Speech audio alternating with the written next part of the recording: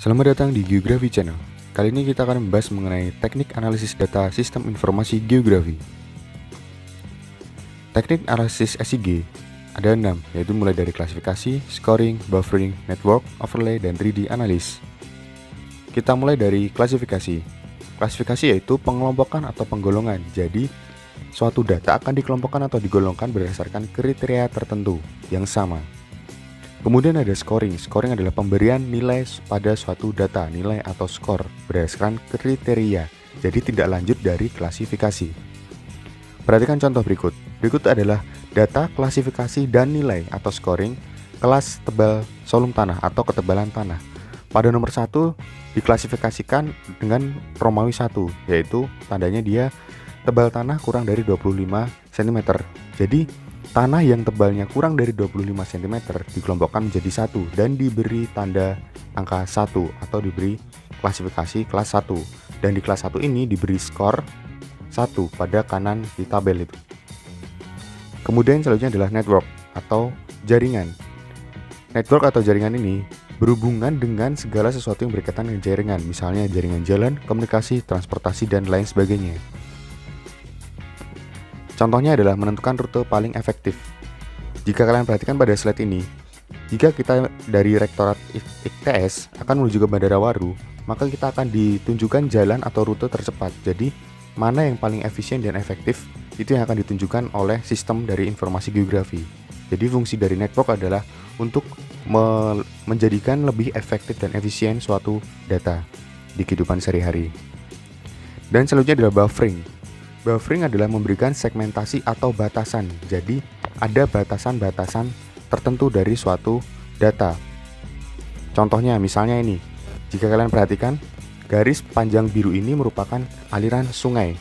Kemudian, di kanan kirinya ada batasan atau segmentasi. Nah, ini adalah bufferingnya, berwarna pink. Kemudian di luar warna pink lagi ada segmentasi lagi yang berwarna kuning. Nah, daerah pink dan kuning ini merupakan daerah terdampak sungai. Jadi ketika air sungai meluap, maka daerah pink dan kuning rawan atau berisiko terkena luapan banjir. Nah, di sini di lingkaran merah ada simbol bendera. Kita anggap itu sebagai sekolah. Nah, sekolah ini posisinya berada pada segmentasi atau buffering berwarna kuning dan ini sangat berisiko terkena banjir dan seharusnya tidak boleh didirikan sekolah di daerah tersebut. Ini adalah fungsi dari buffering, pemberian batasan atau segmentasi. Seberapa jauh daerah terdampak. Kemudian ada overlay atau tumpang tindih atau tumpang susun, yaitu dikombinasikan dari minimal 2 layer atau 2 peta. Syaratnya adalah skala, titik koordinat, dan wilayahnya harus sama. Nah, misalnya contohnya adalah ini. Pada kiri terdapat peta jaringan jalan, peta permukiman, dan peta sebaran vegetasi. Nah, ketiga peta tersebut kita overlaykan atau tumpang susunkan. Dan hasilnya adalah pada peta sebelah kanan, yaitu peta penggunaan lahan. Jadi peta baru. Jadi dari 3 peta di kiri menjadi 1 peta baru. Ini adalah teknik overlay, menggabungkan beberapa peta menjadi 1 peta baru. Contohnya, ketika kita ingin membuat peta rawan longsor, maka kita harus menggunakan atau memerlukan peta-peta apa saja. Nah, ada peta jenis tanah, peta kemiringan lereng, peta curah hujan, dan peta sebaran vegetasi. Dari keempat peta ini, kita bisa membuat peta rawan longsor. Jenis tanah, misalnya, kalau tanah yang berpasir dengan tanah yang ada tumbuhannya pasti akan berbeda. Dan begitu juga kemiringan yang sangat miring dan juga yang landai juga akan mempengaruhi tingkat kerawanan longsor. Oleh karenanya dibutuhkan untuk sebagai dasar atau bahan membuat peta rawan longsor. Contoh lain, perhatikan peta-peta yang berada di sebelah kiri, yaitu peta tata guna lahan, peta jalur transportasi, peta sebaran sarana dan prasarana, dan peta sebaran permukiman. Dari keempat peta ini, jika dikombinasikan, maka bisa menghasilkan kemungkinan apakah menghasilkan peta ruang terbuka hijau, peta perencanaan pembangunan kota, atau peta kawasan bebas bencana. Yang paling mendekati adalah peta perencanaan pembangunan kota, karena unsur-unsur yang ada pada peta di sebelah kiri itu bisa mencakup di peta perencanaan pembangunan kota.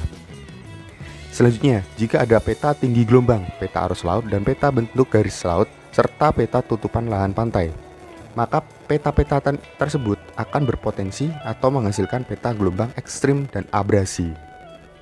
Inilah teknik overlay, menggabungkan beberapa peta menjadi 1 peta baru.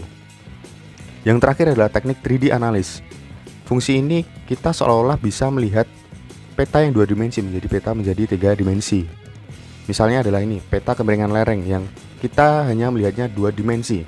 Namun setelah kita olah di SIG, kita akan menghasilkan, nah contohnya hasilnya seperti ini.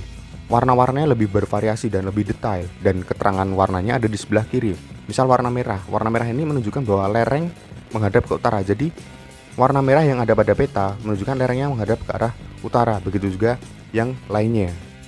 Nah, atau bisa juga dibuat seperti ini. Jadi nampak mana yang berupa perbukitan, dataran rendah, landai, dan lain sebagainya. Jadi dari peta yang 2 dimensi tersebut bisa kita rubah menjadi 3 dimensi.